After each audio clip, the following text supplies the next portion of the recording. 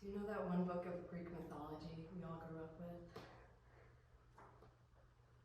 Delaire's book of Greek myths.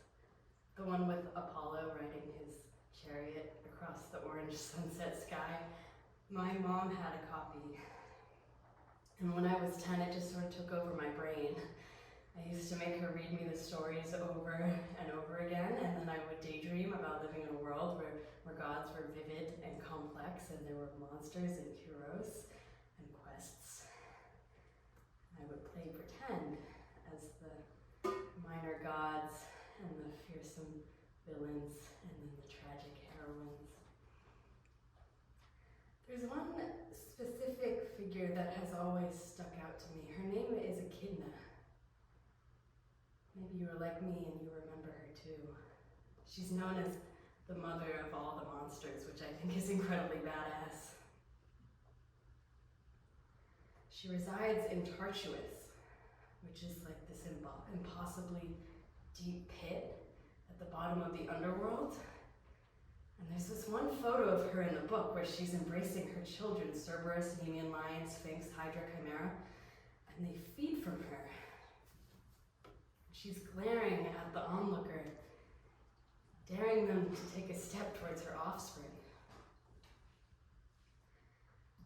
And I'm no longer 10, but I feel like she's still curled in the back of my mind, like the bottom of me has tunneled all the way down. And now she sits in a cave inside of me and mothers her new children. Magnificent, horrible beasts.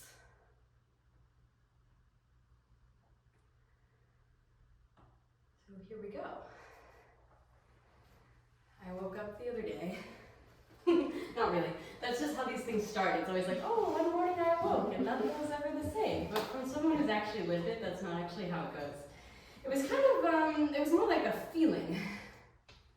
Like a different sort of kind of feeling. Like, not the weirdness of waking up to a rather unfulfilling life. It was like a staticky feeling in the back of my mind, or like behind my eyes, or in the pit of my stomach, that something dreadful was brewing on the periphery of my existence. But you know, what can you do?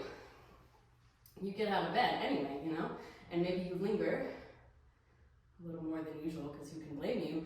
But you make some breakfast, some eggs and some toast, probably. You make your bed. You're frustrated that this feeling persists, this something feeling, and so you plan to wash it off, because that usually helps, right? You know, hot water and soap. So you strip down, and no, I showered. And something just didn't feel right, like in my body. I've lived in this thing for like a fuck ton of years now, and you'd expect me to be accustomed to the lumps and the bumps, but something had shifted. And I'm not even necessarily opposed to that. You know, I've never particularly liked the thing. I appreciate it for its capabilities, relatively few failings, but I could stand to like it a little bit more, I guess. And nevertheless, it spooked me. It was, it's 3 in the morning when it happened. She's like, ooh, witching hour, I know. My stomach really, really hurt. So I did this thing I've been doing since I was a kid. You just kind of grab your stomach and like knead it around like dough. I was really going for it, and it was really helping. And then suddenly there was like a sick little wet little pop right there, right in the middle of the meatiest part of me, right directly below my belly button. There was a crack. So I lay in the half dark for a while, trying not to freak the fuck out. There it was. I said before it was like a crack, but that night it was more like a slit, like a sliver of distance between my skin and my skin. I poked it, and it didn't hurt. Because I really expected it to hurt, you know? Like, if your body was separating itself from itself before your eyes, you'd expect it to hurt, right? But it actually felt better, almost. Like the pressure had been released. And my stomach didn't hurt anymore, nothing was coming out. So I figured that nothing could be done. For the moment, at least. I figured I would call someone in the morning. And then the morning came. And I felt clearer than I had all week. I felt younger somehow. Because I would really like to be 7 again, you know? Like playing kangaroos in my backyard, hopping around until I fuck up an otter pop. I tickled the line on my stomach, and it felt pleasant. Like the sensation of pushing on a bruise, like smashing a cooked bean with my finger. And I noticed I could sort of slip my fingers in between the layers of skin, sort of like opening an envelope or a coin purse.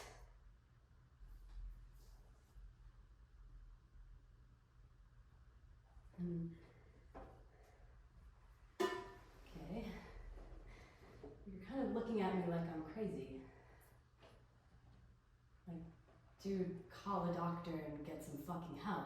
Like, oh, be-doo, here comes the ambulance or the cops. But with all due respect, I really don't give a shit, you know? And I didn't that day either, because I've never been particularly special.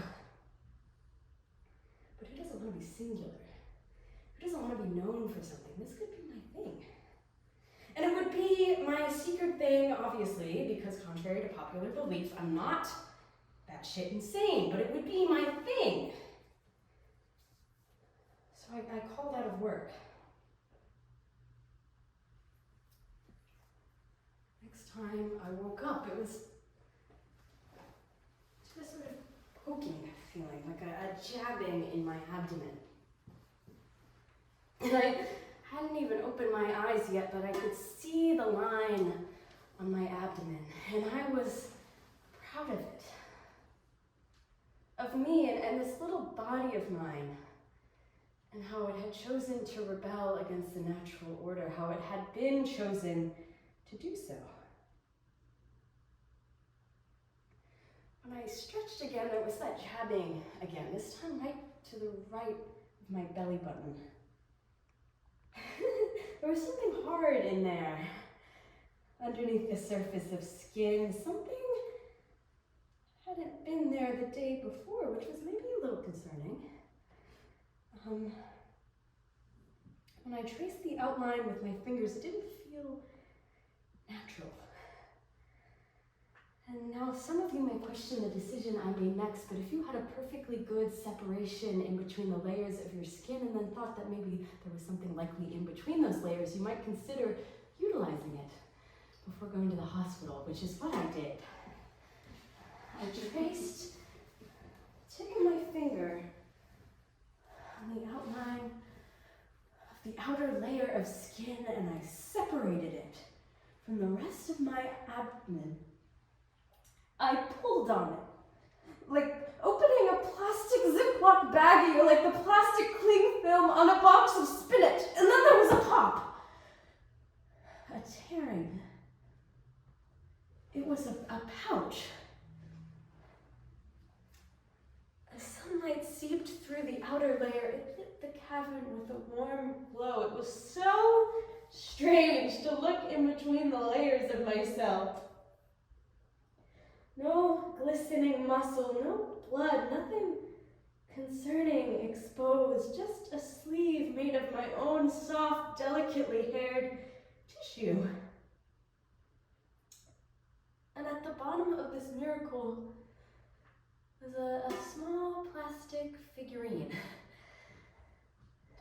I slowly snaked my hand inside the pouch, my fingers wrapping around the thing, feeling my epidermis stretch to accommodate not one, but 2 foreign objects.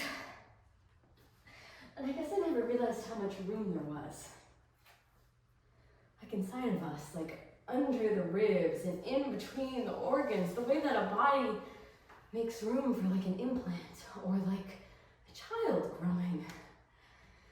It's fucking cool. Nothing in this world is stagnant, not even how much room we have inside of us.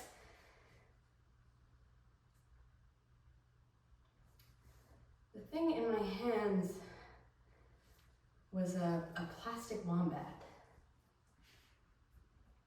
A gift from the universe or from the ether or from God. And I thought that this might be how Kinna felt. Creating impossible things from her own impossible body.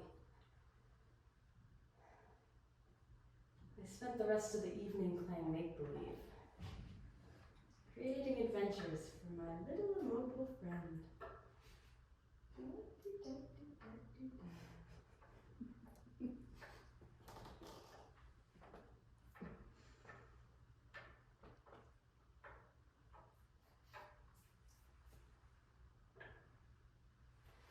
The gift that came next was only going to come one way. It arrived in the protruding shape of my belly. And I was stunned by the shape of myself. I had to stop myself from tearing at my stomach like a child opening its Christmas presents. Instead, I took the time to stand naked in my mirror. I've never really wanted to have a child. Because I've been alone for a long time, and I like it that way. And the planet is dying.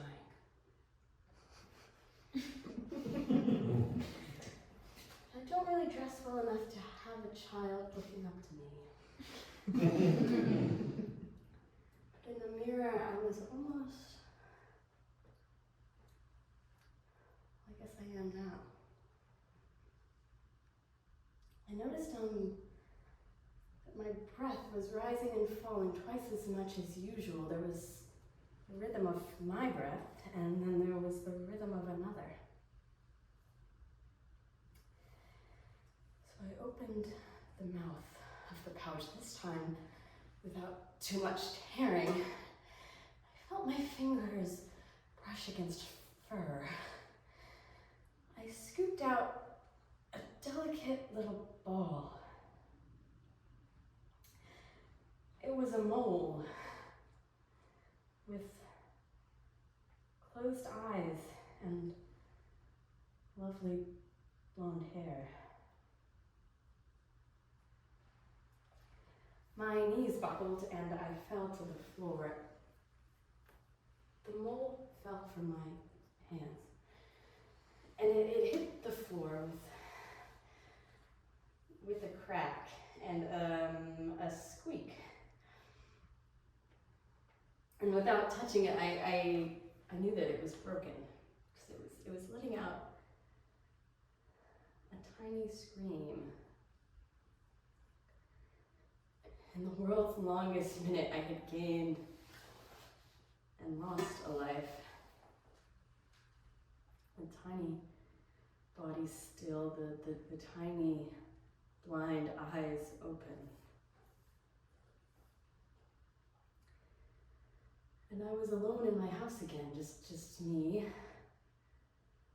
a corpse, and a hole in my abdomen. So I prayed to a God I don't even really believe in, and I buried the mole in my back garden.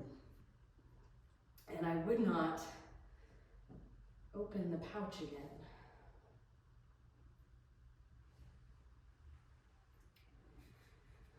Next day, my stomach was really bloated, bloated really uncomfortably, and it hurt to stand. There was a strange weight pressing against it. And I was determined to achieve some normalcy, so I turned on the radio, which is like, okay, Grandpa, who even has a I know. I know, but my dad had one when I was younger. It reminds me of being 7, so I kept one around.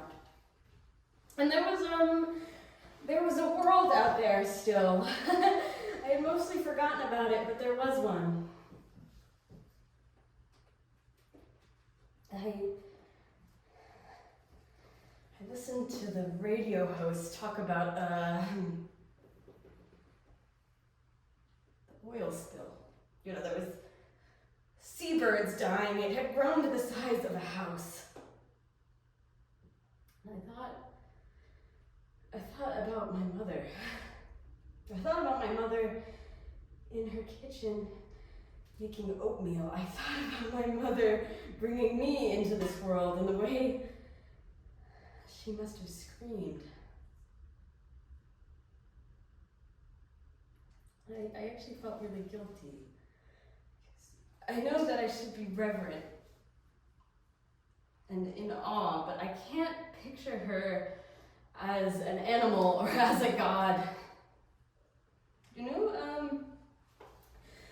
that one saying, I brought you into this world so I can take you out of it. I think about that a lot. Sometimes I think the only holy way to die is at your mother's hands. Jesus! On the radio they were talking about traffic.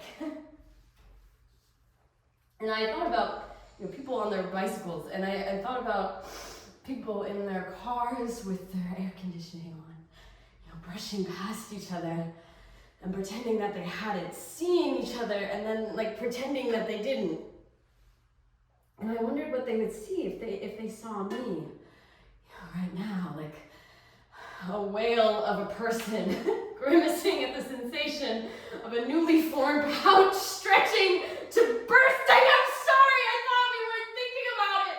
I couldn't think about it, or something else might come out and I might fuck it up, and then it wouldn't be fun anymore. I don't really think it was fun anymore.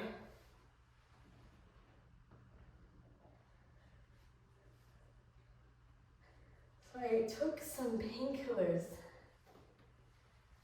I had left over from when I had broken my wrist, and then I fell into a dream about digging a really, really deep hole. Smell of dirt in my nose.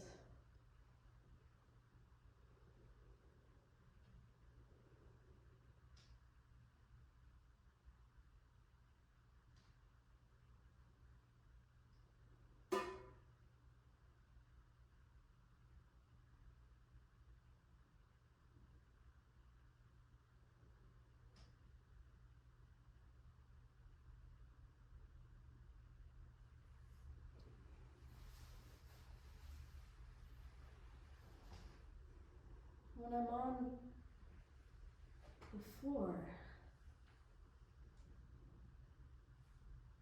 I realize it's the next day. It's dark as fuck outside. It feels like there's an elephant made of clouds sitting on my head. I try to get up, then I have to strain against a strange weight. What is that? As I get myself into an upright position, I notice what looks like a laundry bag full of clothes in front of me, except it's pink and soft, like skin.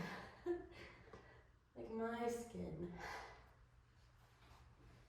I'm thirstier than a fucking horse. So I crawl to the kitchen to get some water. And the bag slides alongside me.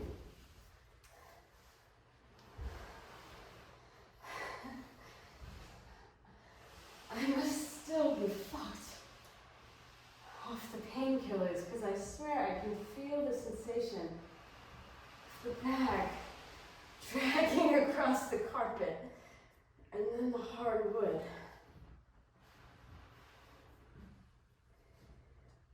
And then I realized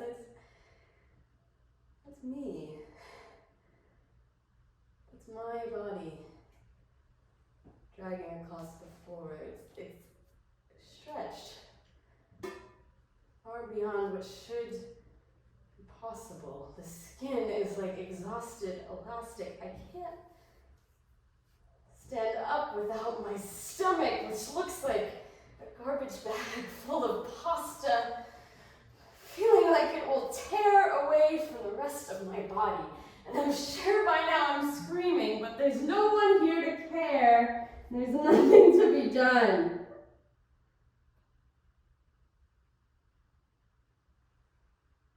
So I get myself onto a desk chair. And the skin sack rolls with me as I go to finally get some fucking water. I'm halfway through the glass when I feel like a twitch. And my disconnected stomach like a writhing. And this is not some little mole gently breathing inside me. This is something stretching its limbs inside the impossible amount of my own skin piled beside me. It's pushing and pulling, and it's trying to find an opening. And I wonder if Echidna ever felt scared of her own creations. My hands instinctively go to the spot right beneath my belly button. The slit is still right there. It's still neatly and quietly closed. But I watch what can only be an arm start reaching itself towards the opening. I press both hands against myself, willing this not to happen, willing myself to come out of whatever expired oxy hallucination I seem to have fallen into, because this can't happen. I can't handle bringing something else into this world. I can't handle losing it.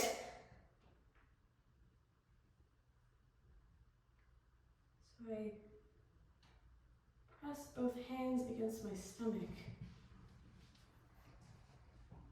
I taste blue, and I smell cave air, and I think of my mother.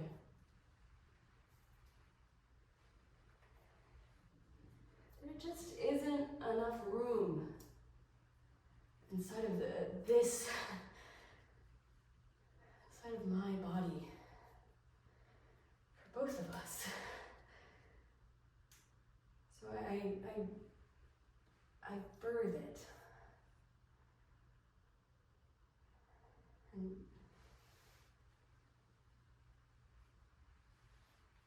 she crawls for me. And as limb after horrible, miraculous limb emerge, I am what I never wanted, never planned to be. And I realize she is me and I'm her. And only one of us can survive. Only one of us can leave this room. I have lived, and she has not, so I do what any good mother would do. I let her sink her hands into me. As my blood drips down her chin which is exactly like my chin. She's beautiful. I'm so proud of her. She'll be able to step into my life and make something out of it. Do what I never did, and what was I? If not for her, sustenance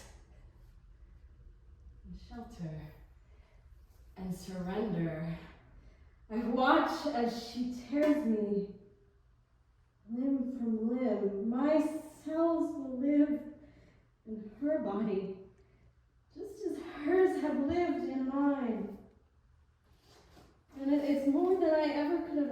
for.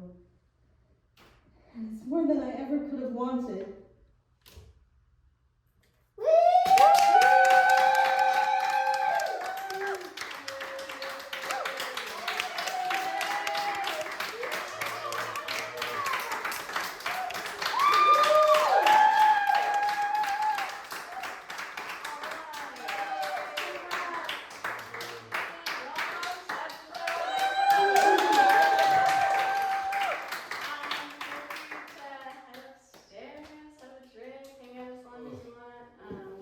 Yeah, thanks for coming.